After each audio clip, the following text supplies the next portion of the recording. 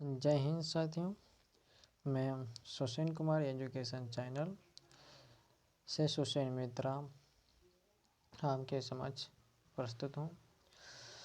मैं आज शासन प्रणाली के महत्वपूर्ण प्रश्नों पर चर्चा करने जा रहा हूँ और इसमें से हर प्रतियोगी परीक्षाओं में काफ़ी प्रश्न आपको देखने को मिलते हैं और देखने को नहीं, इसमें से काफ़ी प्रश्न आते भी हैं जो बहुत ही महत्वपूर्ण है, इसलिए आज मैं बताने जा रहा हूँ। आइए, तो राज्य का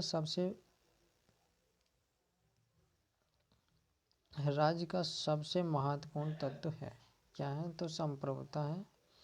बच्चों ध्यान देना, राज्य का सबसे महत्वपूर्ण तत्व क्या है? तो संप्रभुता है। अगला है, भारतीय संविधान में जिस प्रकार की शासन प्रणाली की व्यवस्था की गई है वह है संसदीय शासन प्रणाली। क्या है? तो संसदीय प्रणाली है। अगला प्रश्न,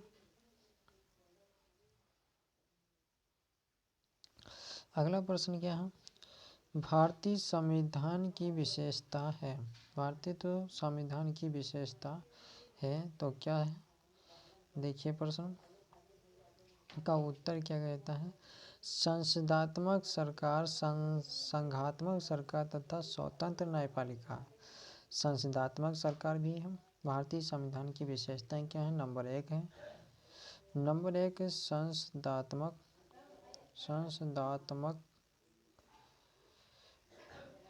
सरकार।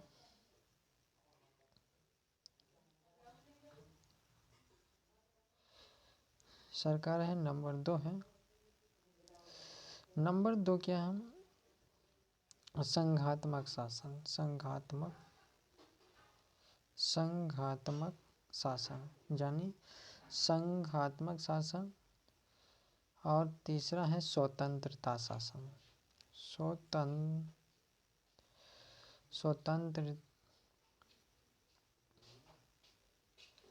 स्वतंत्रता शासन या स्वतंत्र शासन जो न्यायपालिका है।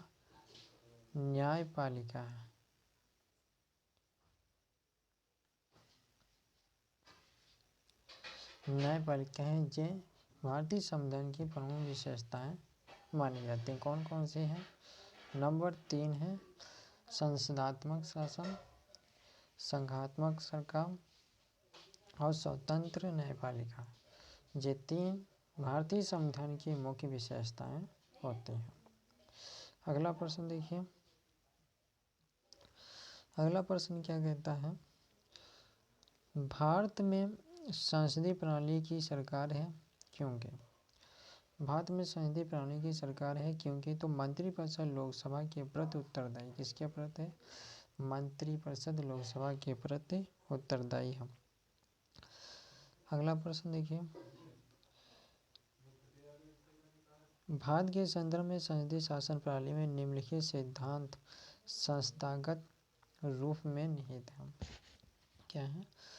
रूप में निहित है। तो नंबर 1 इसके उत्तर में है मंत्रिमंडल के सदस्य संसद के सदस्य होते हैं। जो मंत्रिमंडल के सदस्य होते हैं वो कौन से होते हैं? तो संसद के सदस्य होते हैं। अगला है नंबर 2, जब तक मंत्रियों को संसद या लोकसभा का विश्वास प्राप्त रहता है तब तक ही वे अपने पद पर बने रहते हैं। यहाँ है कि जब मंत्रिमंडल के सदस्य संसद के सदस्य होते हैं, क्या है?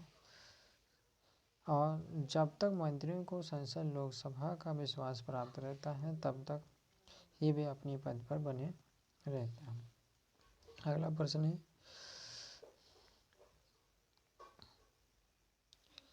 तो अगला प्रश्न का उत्तर देखिए क्या है? संसदीय शासन व्यवस्था में। तो संसदीय शासन व्यवस्था में क्या होता है कि विधायिका और कार्यपालिका नियंत्रण। तो विधायिका का कार्यपालिका पर नियंत्रण होता है। विधायिका और कार्यपालिका पर नियंत्रण होता है। किसमें? संसदीय शासन में। जो संसदीय शासन होती है, द्विसदनात्मक शासन होती है, तो इसमें विधायिका और कार्यपालिका पर नियंत्रण होता है। प्रश्न है अगला है राष्ट्रपति पद्धति में समस्त कार्यपालिका की शक्ति निहित होती है। तो राष्ट्रपति पद में समस्त कार्यपालिका की शक्ति किसमें निहित होती है? तो राष्ट्रपति में ही निहित होती है बच्चों। किसमें निहित होती है? तो राष्ट्रपति में ही निहित होती है। अगला देखिए भारत में राजनीतिक व्यवस्था के मूलभूत लक्षण है। तो नंबर 1 है एक लोकतांत्रिक गणतंत्र है, एक लोकतांत्रिक गणतंत्र है। नंबर 2 है इसमें संसदीय रूप की सरकार है। और नंबर 3 है सर्वसत्ता भारत की जनता में निहित होती है। तो भारत में राजनीतिक व्यवस्था के मूलभूत लक्षण कौन कौन से होने चाहिए, ये बहुत ही महत्वपूर्ण है। तो इसमें से देखिए एक लोकतांत्रिक गणतंत्र होना चाहिए। और नंबर 2 इसमें संसदीय रूप की सरकार है, ये भी है। सर्वोच्च सत्ता भारत की जनता में निहित होती है। सर्वोच्च सत्ता किसमें निहित होती है? भारत की जनता में निहित होती है। जनता जिसे चाहते हैं, जनता जिसे चुने, क्या जिसे चुने उसे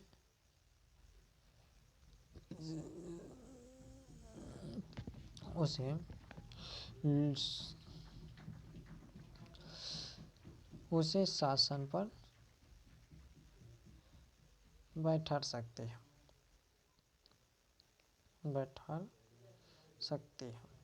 ठीक है, सकती है। अगला प्रश्न देखिए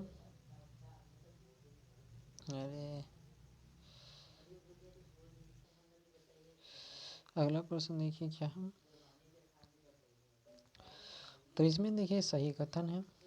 तो सही कथन क्या है? भारत एक लोकतांत्रिक राज्य व्यवस्था है। भारत क्या एक लोकतांत्रिक राज्य व्यवस्था है। भारत एक संप्रभुता संपन्न राज्य है। क्या भारत एक संप्रभुता संपन्न राज्य होता है। भारत में लोकतांत्रिक समाज है। भारत में क्या है? लोकतांत्रिक समाज। भारत एक कल्याणकारी राज्य है। कौन सा है? भारत एक कल्याणकारी राज्य है। अगला प्रश्न देखिए तो भारतीय राजतंत्र की विशेषताएं। भारतीय राजतंत्र की विशेषताएं कौन कौन सी हैं? तो एक संविधान जगत सरकार लोकतांत्रिक सरकार विधि का शासन। क्या है भारतीय राजतंत्र की विशेषताएं? एक संविधान संगत सरकार लोकतांत्रिक सरकार विधि का शासन। अगला है कल्याणकारी राज्य वेलफेयर स्टेट का उद्देश्य क्या है? तो अधिकतम संख्या का अधिकतम कल्याण सुनिश्चित करना। अगला प्रश्न है भारतीय संविधान का दर्शन। तो भारतीय संविधान का दर्शन किसे कहा जाता है? तो जन कल्याणकारी राज्य समाजवादी राजनीतिक समानता को कहा जाता है भारतीय संविधान का दार्शनिक। अगला प्रश्न देखिए अगला प्रश्न क्या कहता है? तो अगला प्रश्न कहता है भारत में राजनीतिक सत्ता का प्रमुख स्रोत है। भारत में राजनीतिक सत्ता का प्रमुख स्रोत किसमें? तो जनता में। किसमें है? तो जनता में राजनीतिक सत्ता का प्रमुख स्रोत होता है। अगला प्रश्न है आध्यात्मिक शासन प्रणाली का आधारभूत तत्व है। तो आध्यात्मिक शासन प्रणाली का आधारभूत तत्व किसमें निहित होता है? तो एकल कार्यपालिका शक्ति में। किसमें निहित होता है? तो एकल कार्यपालिका शक्ति में आधारभूत तत्व होता है। ओके। अगला प्रश्न है भारत में प्रजातंत्र इस तथ्य पर आधारित है कि। तो उत्तर है जनता को सरकारों को चुनने तथा बदलने का अधिकार प्राप्त होता है। किसमें? भारत में प्रजातंत्र इस तथ्य पर आधारित है तो जनता को सरकार को चुनने तथा बदलने का अधिकार प्राप्त होता है। अगला प्रश्न भारत का संविधान प्रसंघीय भी निर्धारित होता है। भारत का संविधान प्रसंगी भी निर्धारित होता है तो किसमें, तो भारत का संविधान प्रसंगी भी निर्धारित होता है केंद्र और राज्यों के बीच शक्तियों का वितरण में, केंद्र और राज्यों के बीच शक्तियों के वितरण से प्राप्त होता है। अगला है भारतीय संविधान है, तो भारतीय संविधान है क्या, तो भारतीय संविधान दो हैं, कठोर संविधान और लचीला संविधान। क्या होते हैं, नंबर एक कठोर संविधान होता है और एक लचीला संविधान होता है। तो कठोर संविधान और लचीला संविधान जो भारतीय संविधान के दो संविधान के अंतर्गत होते हैं, कठोर संविधान और लचीला संविधान। ठीक है। भारत की संसदीय शासन प्रणाली तथा ब्रिटेन की संसदीय शासन प्रणाली में अंतर है। तो भारत की संसदीय शासन प्रणाली में क्या अंतर है और ब्रिटेन की संसदीय शासन प्रणाली में क्या अंतर है। आज तो यहाँ पर न्यायिक समीक्षा किसके अंतर्गत, तो न्यायिक समीक्षा के अंतर्गत। अगला प्रश्न है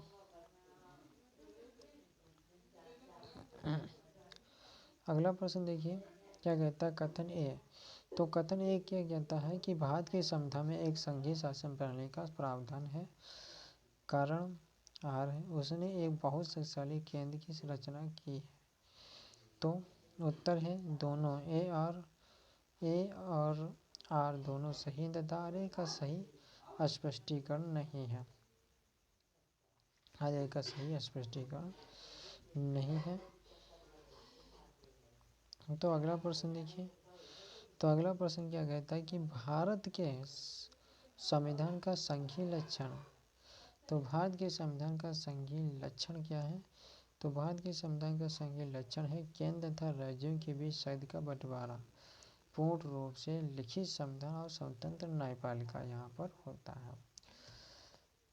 ठीक है। भारत के संघीय लक्षण होता है केंद्र तथा राज्यों के बीच शक्ति का बंटवारा पूर्ण रूप से, और लिखित संविधान भी होता है और स्वतंत्र न्यायपालिका भी यहाँ प्राप्त होता है। ओके। तो अगला प्रश्न देखिए, भारतीय संघीय व्यवस्था में एकात्मक तत्व।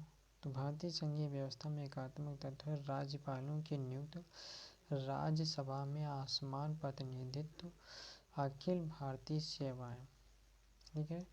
राज्यपालकों के नियुक्त, राज्य तथा समाज में असमान प्रतिनिधित्व, अखिल भारतीय सेवाएं, ये भारतीय संघीय व्यवस्था में एकात्मक तत्व वे निहित होते हैं। अगला प्रश्न देखिए, तो अगला प्रश्न क्या कहता है, कहता है कि भारत में संघीय व्यवस्था से संबंधित सही कथन है। तो कथन देख लीजिए, संविधान शासन की मूल संरचना के एक संघीय व्यवस्था की प्रस्तावना करता है तथा एकात्मक सुझाव का उसमें सख्त मिश्रण है। तो कथन क्या है, कथन ए, भारत एक राष्ट्रपति सर्वोच्च निर्वाचित होता है, कारण आर, भारत में संसदीय प्रणाली को गणतंत्रात्मक के साथ जोड़ा गया है। प्रश्न उत्तर देख लेते हैं। उत्तर क्या कहता है, तो उत्तर है ए और दोनों सही है और आर ए का एक मान्य है स्पष्टीकरण, मान्य स्पष्टीकरण है, आर ए भी सही है। अगला देखते हैं,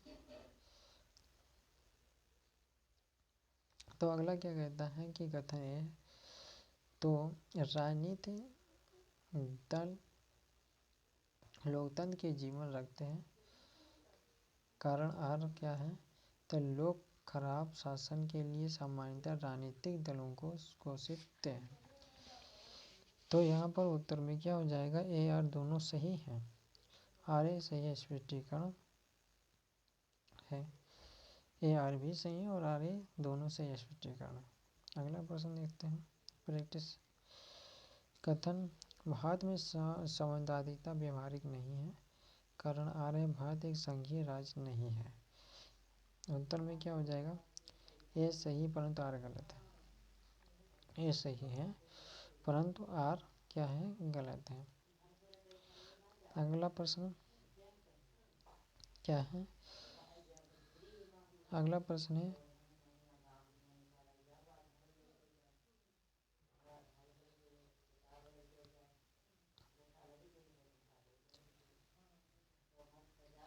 कथन है भारत की संसदीय संरचना का मुख्य उद्देश्य इसकी बहुआयामी विविधताओं में से एक राष्ट्र का निर्माण करना और राष्ट्रीय एकता को संरक्षित करना था। कारण है आर विविधताओं के सम्मंजन से एक सशक्त न कि कमजोर भारतीय राष्ट्रीयता का निर्माण है। अगला प्रश्न है AR दोनों अपने आप में सत्य हैं और AR सही स्पष्टीकरण या सही व्याख्या करता है। ठीक है, क्या करता है, तो यहाँ पर सही व्याख्या करता है। ओके, तो ये बहुत ही इतने प्रश्न काफ़ी महत्वपूर्ण हैं। आज मैंने आपको ये प्रैक्टिस कराया है। इसमें से हर बच्चों की परीक्षा में आपको 2 या 5 प्रश्न अवश्य हमको देखने को मिलेंगे। धन्यवाद।